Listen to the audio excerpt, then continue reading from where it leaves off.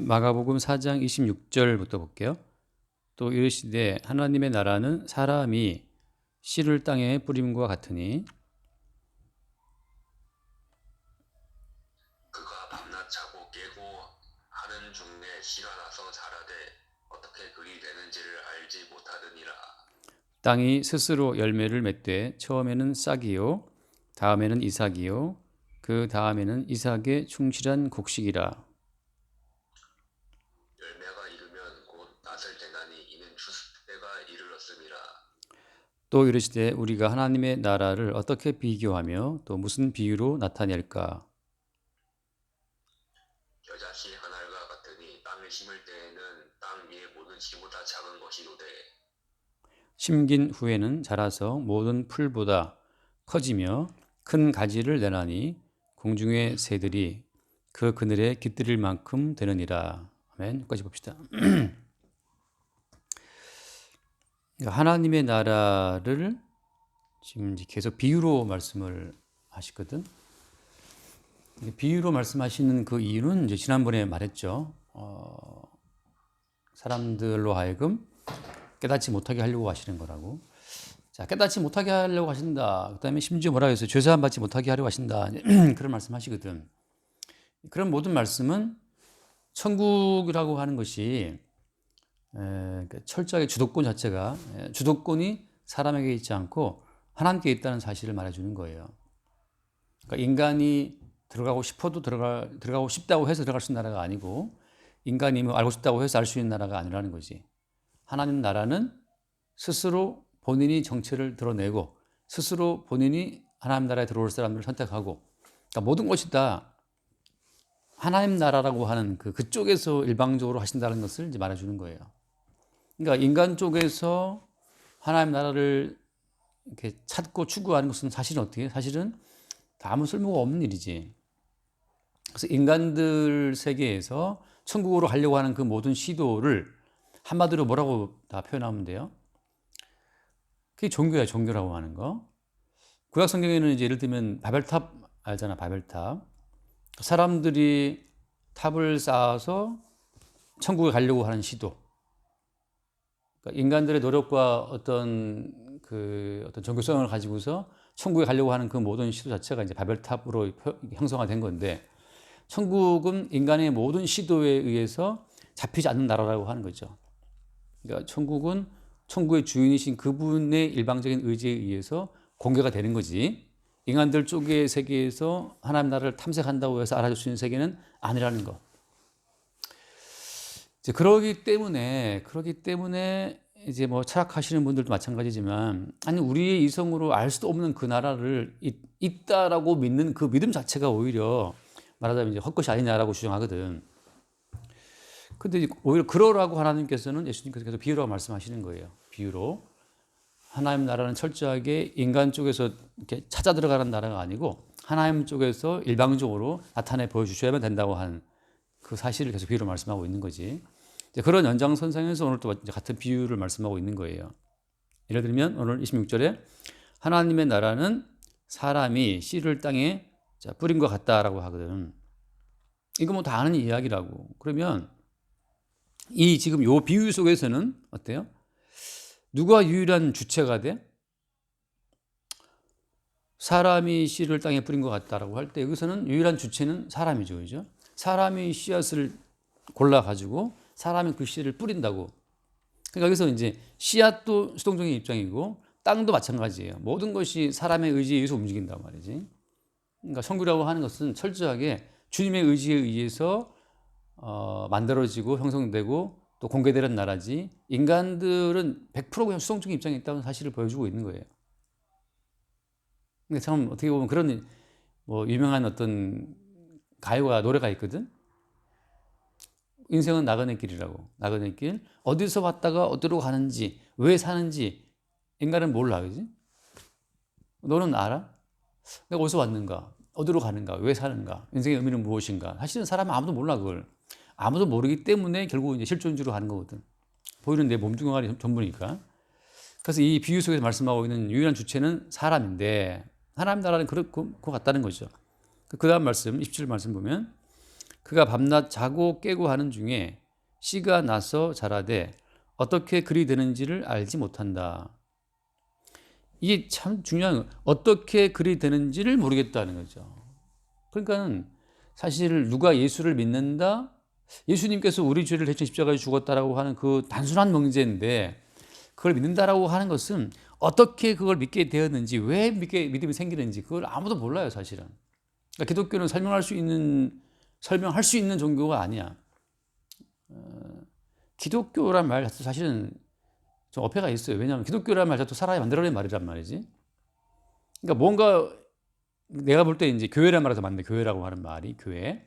예수 그리스도로 인해서 형성된 어떤 교회인데 그 외부의 사람들이 이제 예수를 믿는 사람들을 보고 너희들은 뭘 믿는 것이냐? 우리 예수를 믿는 것이다. 예수 어떤 분이냐? 그렇게 서로 어떤 대화하는 과정 속에서 이제 기독교라고 하는 추상적인 개념이 생긴 거지.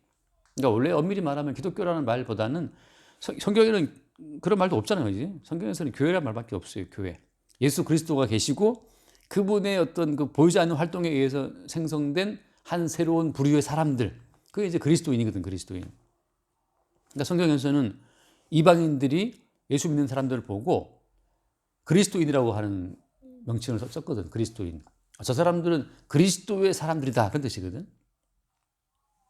그래서 이 사람들에게 이해 가능하도록 설명할 수 없다고 하는 거예요, 믿음 자체를. 그게 이제 비유에 들어있는 이야기지. 그 다음 말씀 봐봐. 28절에. 자, 땅이 스스로 열매를 맺되 처음에는 싹이고, 그 다음에는 이삭이고, 그 다음에는 이삭의 충실한 곡식이다. 그게 돼 있다고. 여기 보면 땅이 어때요? 땅이 스스로 열매를 맺는다고 하는 것도 중요해요. 다시 말해서 뿌려진 씨앗이 무언가를 하는 게 아니거든. 뿌려진 씨앗은 그냥 땅에 떨어지면 어떻게 돼? 땅에 떨어지면 껍질이 썩으면서 발화가 되면서 싹이 올라오는 거거든 말이지. 그러니까 천국은 어떤 그러니까 천국에 들어갈 인간이 뭔가 노력을 해서 뭔가 기도를 해서 그렇게 해서 열매를 맺는 나라가 아니라는 거죠. 그냥 땅이 어때? 스스로 열매를 맺되라고 하는 것처럼 이 스스로 원인은 뭐냐? 원인은 이 모든 상황을 통제하고 있는 사람이 씨를 땅에 뿌렸고 그 땅이 스스로 그 씨앗 자체에 그 싹이 나게 했고 그런 모든 과정 속에서 천국은 그냥 100% 수동적이에요. 수동적.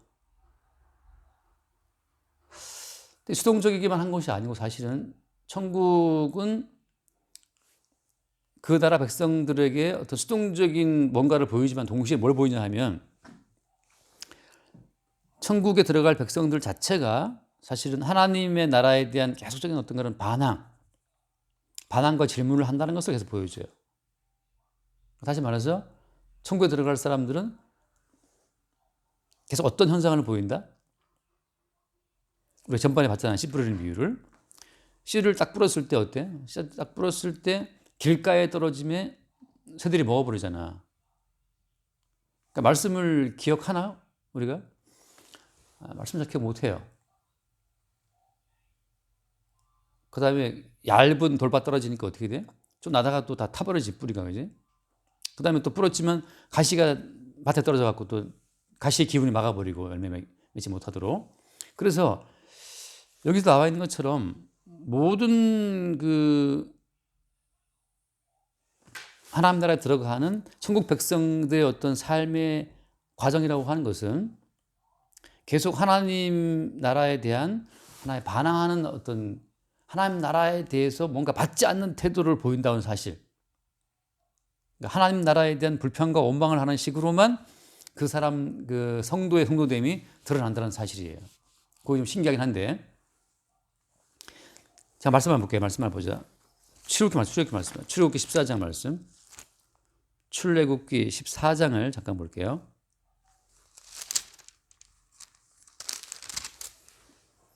자, 14장 출애굽기 거기 보면 10절 말씀 볼게요. 10절.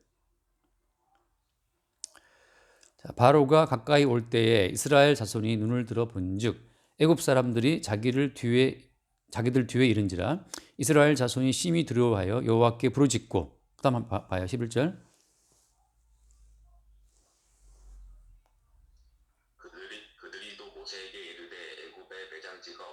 당신이 우리를 이끌어내어 이 광야에서 죽게 하느냐?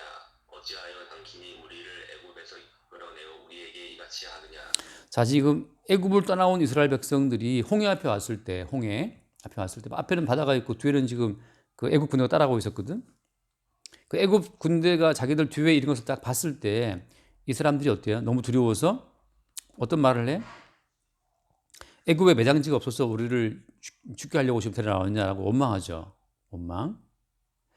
그러니까 하나님의 일방적인 의지에 의해서 택함을 입고 구원받은 백성들이 보이는 반응이라고 하는 것은 하나님이 하시는 일에 협조하는 것이 아니고 계속 뭔가 불평과 원망을 해.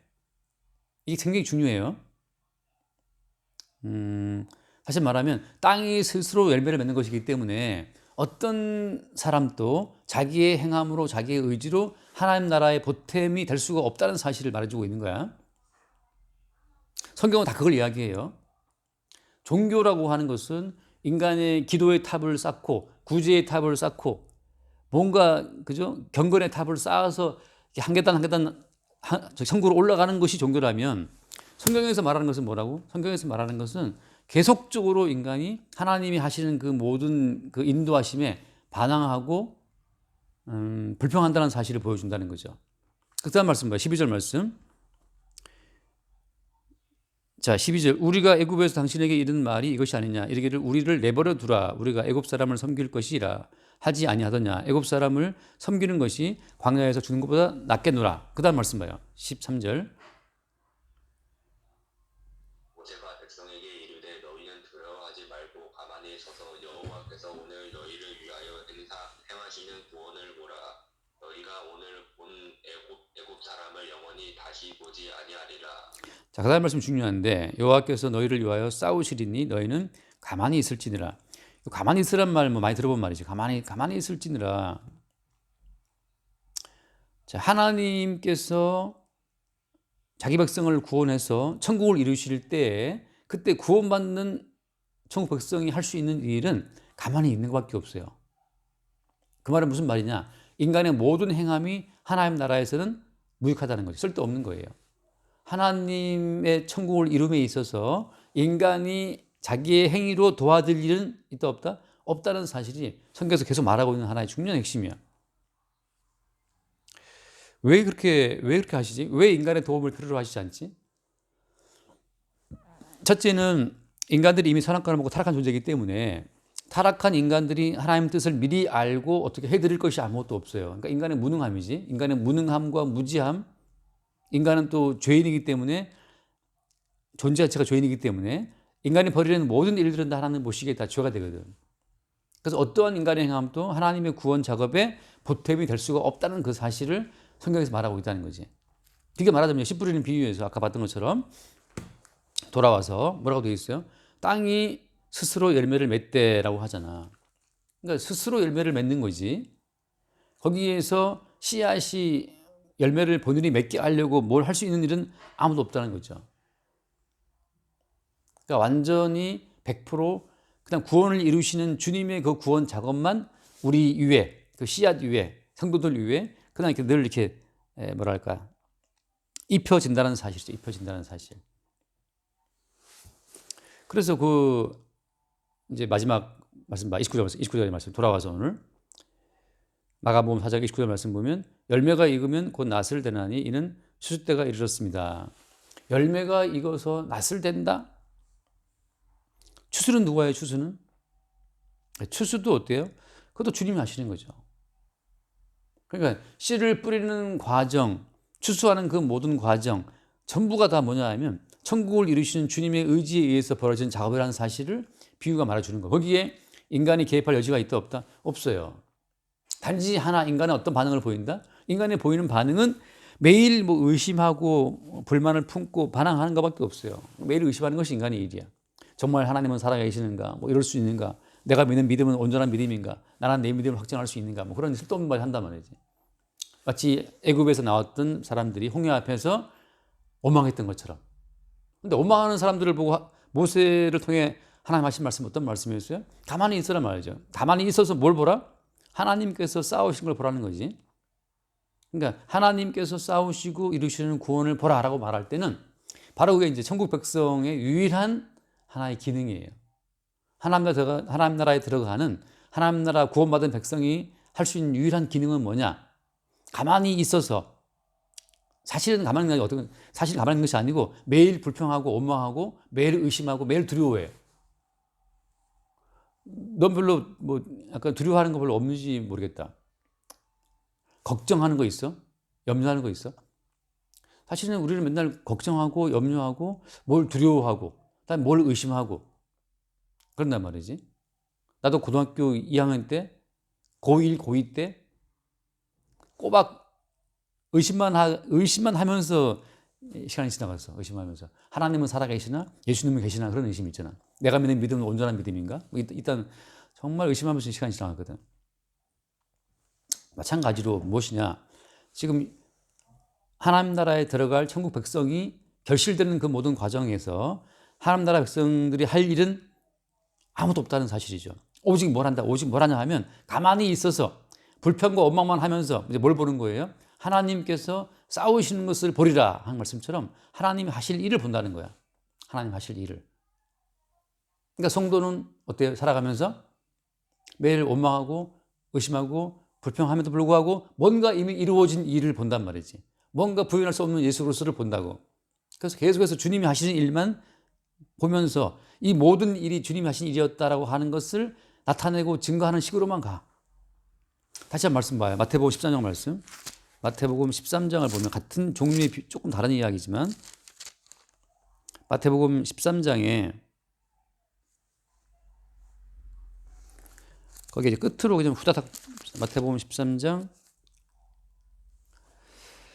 자 36절 말씀 36절 예수께서 무리를 떠나서 집에 들어가시니 제자들이 나와 이르되 밭의 가라지의 비유를 우리에게 설명하여 주소서. 자 이제 이 비유를 지금 설명하시는 거야. 그 다음 말씀 30절 말씀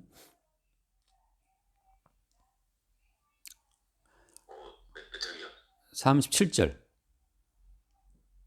대답하여 이르시되 좋은 씨를 뿌리는 이는 인자요. 인자를 예수님 말씀하시는 거야. 그다음 밭은 세상이요 좋은 씨는 천국의 아들들이요 가라지는 악한 자의 아들들이요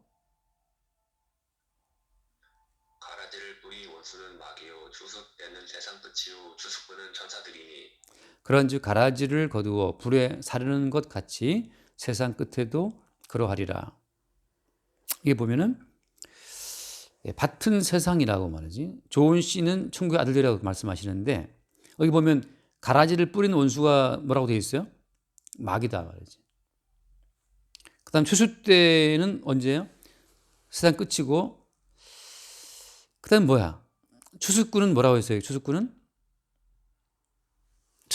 천사들이라. 천사들. 추수를 하는 작업도 사람의 작업이 아니고 누가 하는 작업이라고? 천사가 하는 작업이에요. 가라지를 뿌린 것도 어때? 그것도 마귀라고 하잖아. 그러니까 지금 모든 인간들은 굉장히 수동적인 위치에 있어요. 인간들이 잠자는 사이에, 인간들이 뭐 돈 벌기 바쁜 그런 사이에, 인간들이 드라마에 취해 있는 그 사이에 뭔가 지금 계속해서 뭔가 일이 이루어지고 있다는 거지. 뭐에 의해서? 마귀에 의해서, 천사들에 의해서 일이 이루어지고 있어요. 보통 하루에 몇 시간씩 자지? 8시간 자나? 8시간씩 잔다고 쳐봐. 8시간 잠자고 있을 때 우리는 자고 있지만 지금 계속 뭘 움직이고 있는 거야? 그 천사들이 계속 움직이고 있다고, 천사들은. 그러니까 아까 말한 것처럼 자고 깨고 하는 중에 그냥 자라는 이 어떤 씨가 싹이 나고 자라게 되는 것처럼 말이지. 사람이 자기 의식을 가지고 깨어있어 하는 벌이는 일은 정말 지극히 제한적이에요. 대부분 모든 일들은 그냥 잠자는 사이에 이루어져. 언제 키가 크고 언제 자랐지? 잠자는 사이에 벌어진 일들이거든. 그래서 내가 말하고 싶은 것은 추수하는 사람들도 어때? 추수꾼도 천사들이다. 천사들이다. 인간의 손댈 여지가 없다는 거죠.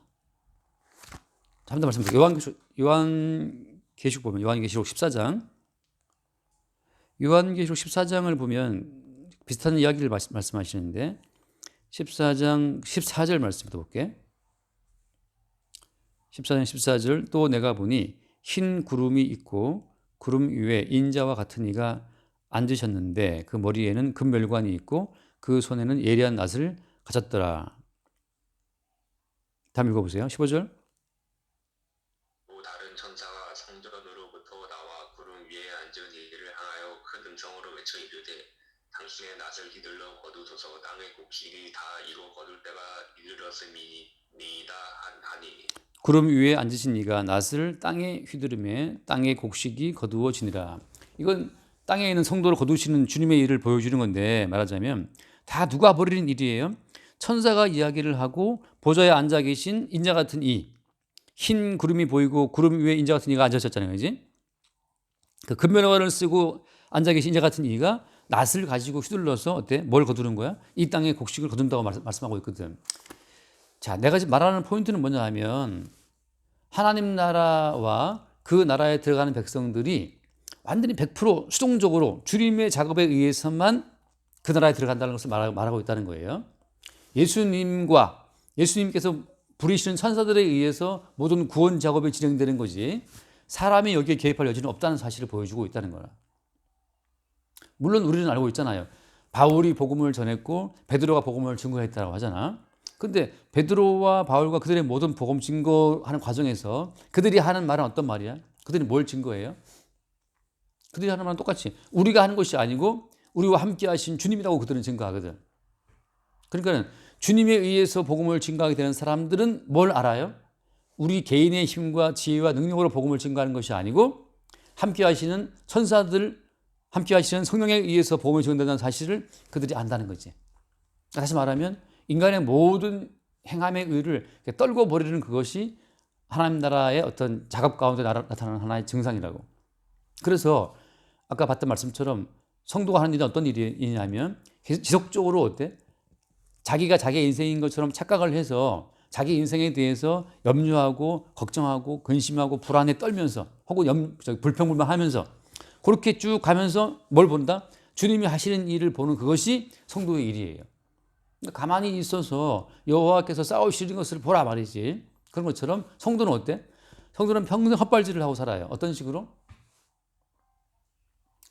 자기가 자기 인생의 주인인 것처럼 자기 인생에 대한 염려, 걱정, 근심으로 인생을 살아간다고. 근데 어느새 어때? 어느새 구원은 이루어지는 거야. 어느새 구원은 완성이 된 거라고. 뭐에 의해서? 주님에 의해서, 주가 부르신 천사들에 의해서. 그래서 결국 구원받은 사람 입장에서는 뭐예요? 내가 한 거라고는 내가 마치 내 인생의 주인인 것처럼 착각하고 그래서 불평하고 원망했던 게 없는데 언제 구원이 이루어졌는가 말이지. 나는 내 의지로 내 어떤 염려 걱정으로 잠들었다가 내가 총신 신대원 갈 때 그 신학대원 내가 갈 때 말이지. 그때 말하자면 어떤 응답이 온 것은 뭐냐 하면 내가 잠이 든 거예요. 잠이 든 거. 그러니까 영적으로 잠든 거죠. 실제적으로 신대원 가서 3년 공부할 때 그 신학 공부가 너무너무 재밌었거든. 그 신학 공부가 너무 재밌어가지고 주일날이 싫었어. 교회 가기가. 공부가 재밌으니까. 그렇게 열심히 공부했는데 재밌게 그때를 말하자면 주님께서는 잠든 시기라고 보시면 잠든 시기라고. 그러니까 내 이성은 깨어 있었지만 주님과의 관계 속에서는 잠든 시기였다고. 근데 지금 돌아보면 그렇죠. 여기 말씀처럼 자고 깨고 하는 중에 이게 정확히 뭐지? 밤낮 자고 깨고 하는 중에 씨가 나서 자라되 자, 어떻게 그리 되는지를 알지 못한다 말씀처럼 이게 그냥 잔다는 말이 육신적으로 잔다는 말이 아니고 어떤 그 세상 일에 취해 있을 때 그 잠든 거거든 사실은. 유튜브를 뭐 재밌게 보고 드라마를 재밌게 보고 공부를 열심히 하고 그 모든 게 다 잠들어 있는 시간이에요. 근데 그 잠들어 있는 그 시간 중에 다시 말하면 우리가 할 수 있는 것은 아무것도 없어. 잠들어 있으니까. 그 와중에 어때? 뭔가 지금 잘하고 있다고. 그래서 그 나라의 백성들은 뭘 아냐 하면 내가 그 나라에 들어가기 위해서 천국에 들어가기 위해서 내가 뭘 하는 것은 아무것도 없는데 도대체 언제 구원이 이루어져 있는가를 뒤늦게 보는 거야. 그래서 아까 그 수록교 말씀처럼 우리는 가만히 있어서 잠만 자고 내 걱정, 내 세계에 빠져 있어요. 그러니까 내 세계에 빠져 있는 그 자체가 잠든 거야. 네가 네 세계에 빠져서 뭔가 생각하고 염려하고 자체가 사실 잠들어 있는 거라고. 그냥 본인이 보는 세계에 갇혀 있는 거야, 그냥. 나도 마찬가지였고. 그러니까 모든 인간은 그 자기 세계에 갇혀서 자기가 생각하는 그 자기 생각의 한계성을 쭉 넓혀봐, 이렇게. 내가 생각하는 최대치 넓혀, 내 생각을. 내가 생각하는 그 모든 사고 이 작용을 통해서 내 세계를 한껏 넓혀봤자 어때? 그게 바벨탑 같은 거예요. 내 생각과 아이디어를 최대한 넓혀도 하나님의 나라, 계시의 세계는 못 들어가, 그냥. 그게 그냥 잠든 세계죠. 근데 어때? 진짜 생명과 구원이라고 하는 것은 주님에 의해서 나의 의식과 아무 상관없이 지금 이루어지고 있다고. 그 사실을 인정하는 것이 믿음이에요. 내가 할 수 있는 것은 아무것도 없고 내가 하는 그 모든 것은 헛것이라는 사실, 내가 생각하고 내가 추구하는 모든 것은 바벨탑을 쌓듯이 내가 엄청난 어떤 이성적인 작용으로 종교적인 세계, 기독교의 교리의 세계를 쌓아나간다 하더라도 그것은 뭐라고? 바벨탑 같은 거예요.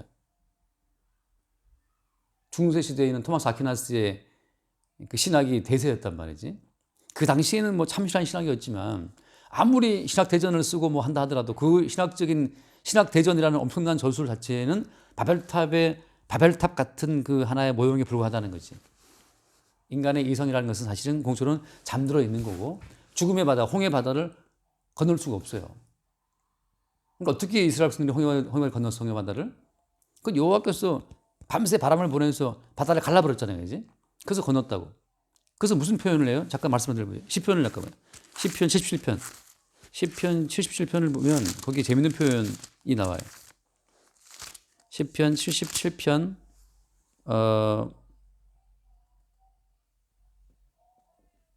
몇 절이냐?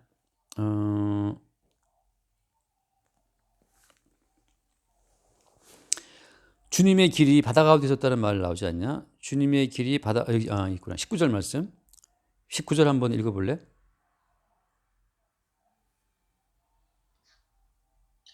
주의 길이 바다에 있었고 주의 모든 길이 큰 물에 있었으나 주의 발자취를 알 수 없었나이다. 이게 말하자면 홍해 바다 걷는 것을 지금 노래한 시인데 주의 길이 어디에 있었다? 바다에 있었다. 바다의 길을 닦는 사람 아무도 없지. 인간의 모든 이성은 육지에다 길을 만들어야 돼요. 아무튼 바닷속에 길을 내는 것은 인간의 사고방식이 없는 거야. 근데 그러니까 다시 말하면 인간의 이성으로는 주께서 우리를 구원하시는 그 모든 구원의 어떤 그 흔적을 따라갈 수가 없어요. 바다는 죽음의 세계란 말이지. 바다는 죽음의 세계이기 때문에 인간의 모든 이성 작용이 끝나야 죽음 속에서 끝나버리는데 주님께서는 그 죽음의 바다를 열고 그 속에 길을 냈다는 말이지. 다시 말하면 성도 입장에서는 유일한 길이 십자가의 길이에요. 그러니까 성도는 십자가에 주 안고 죽는 그게 생명의 길이라는 거지. 다시 한번 말씀 읽어볼게. 히브리서 말씀, 히브리서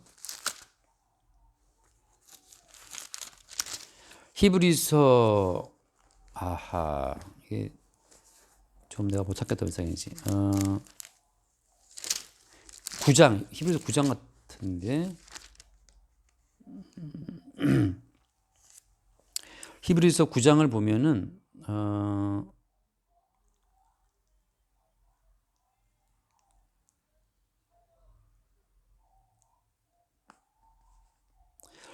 휘장은 곧 저의 육체니라. 이게 몇 장에 있지?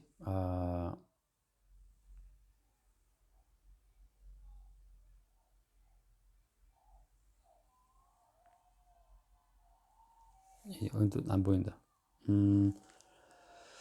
어쨌든 간에 그렇죠. 그럼 9장, 히브리서 9장 7절 말씀 볼까? 7절.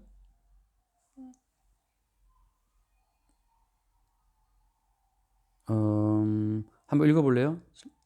7절. 그냥 다시 이거죠. 10장. 히브리서 10장. 히브리서 10장 19절 말씀 볼게. 10장 19절. 그러므로 형제들아 우리가 예수의 피를 힘입어 성수에 들어갈 담력을 얻었나니. 그 다음 읽어봐. 20절.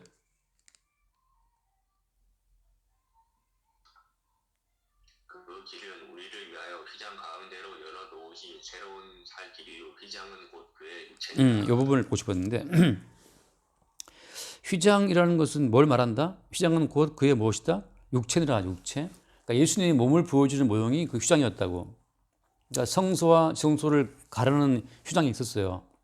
그 휘장이 십자가에 예수님 죽으실 때 찢어졌다는 거지. 그 이야기는 들어본 적 있지? 십자가에 죽는 그 시점에 성령 휘장이 찢어졌어. 양쪽으로 쫙 찢어졌다고.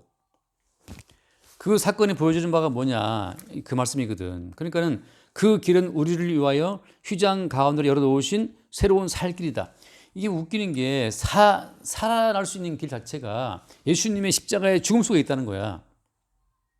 십자가 예수님이 죽으실 때 휘장이 찢어졌어요. 휘장이 찢어짐으로써 이제 우리는 하나님께 나가는 길이 트인 거라고. 성전의 구조를 대충 들어본 적이 있지, 그지? 지성소에는 1년에 한 바퀴 못 들어간단 말이야. 지성소에 들어갔다가 죽어요.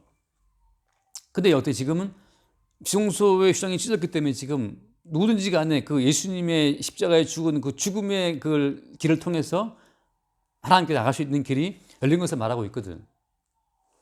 그래서 그 새로운 살 길이라고 하는 거, 새로운 살 길은 십자가에서 찢김당한 예수님의 그 죽음 속에 길이 있다는 거야.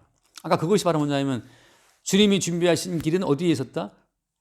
바다에 있었다는 말씀처럼 누가 길을 바다에 놓나 말이지. 바다는 죽음의 바다인데 그 죽음의 바다 속에 그 죽음의 바다를 열고 길을 여신 것처럼 하나님이 준비해 놓으신 길은 예수님의 십자가를 찢고 그 속으로 난 길로 성도를 인도하신다는 거지. 그래서 그 누구도 사람의 행위로, 뭐 기도의 정성으로, 뭐 구제와 어떤 뭐 봉사의 그런 열정으로 하나님께 들어갈 수 있는 길은 없다는 거예요. 어디 십자가에 죽으신 예수님이 자기 육체를 육체를 찢어 열어놓으신 그 죽음 속으로 난 그 십자가의 죽음 속에 뭐가 있다? 새로운 살 길이 있다는 거지. 그래서 결국 오늘 시부리는 비도 마찬가지예요. 그냥 우리는 밤낮 자고 깨고 하는 중에 다시 말하면 우리는 그냥 우리 의식으로 깨고 자고 하는 것밖에 없어. 그 매일 마치 우리가 우리 인생의 주인 것처럼 매일 그냥 걱정하는 것밖에 없고. 근데 어때? 어느 순간 주님이 이루어 놓으신 주님 개인적인 희생으로 말미암아 구원이 완료가 됐다는 사실. 그리고 어때? 그 추수까지 몽땅 다 주님이 친히 하신다는 사실을 보여주는 거지. 그래서 천국은 그렇게 잘한다. 오케이, 거기서 합시다. 시간이 너무 지나갔다 또. 너무 시간 많이 앞에 끌어가지고. 질문은 잠시 후에. 오케이. 그럼 나 기도할게. 하나님 아버지 감사합니다. 하나님 나라가 사람이 손댈 수 없는 오직 전적인 주의 일방적인 뜻과 의지에 의해서 성사되는 나라임을 새롭게 보게 하시니 감사합니다. 주님이 십자가의 피로 죽으심으로 육체를 깨뜨려 준비해 놓으신 새로운 살 길, 오직 주님이 홀로 그 길을 여시고 또 그 길로 우리를 인도하심을 감사히 받을 수 있도록 날마다 우리를 구원하시는 주님의 일하심을 새롭게 발견하고 그 주의 일하심을 증거할 수 있도록 우리를 축복하여 주옵소서. 우리 주 예수 이름으로 기도드립니다. 아멘.